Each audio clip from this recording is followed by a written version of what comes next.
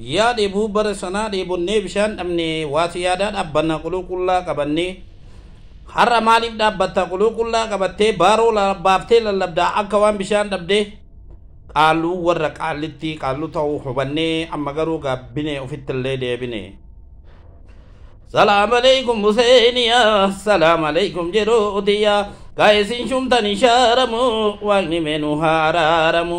Salaam alaikum Huseeniya, salaam alaikum Jeroodiya, gaa'isin shumtani shaaramu galmeen Oromoo halaalamu.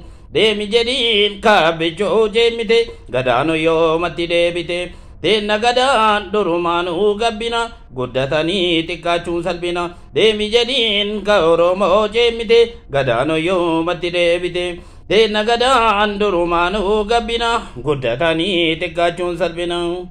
Wolee sonuraa geennaam gariin farda yaabbatu gariin farda yaabbatu gariin farda yaabbatu. Isaanu hin beekanii waan garii na saafatu waan garii na saafatu waan lammiinsa gaafatu. Jalaan dhiidhanii garii yoo salaama gaafatu yoo salaama gaafatu.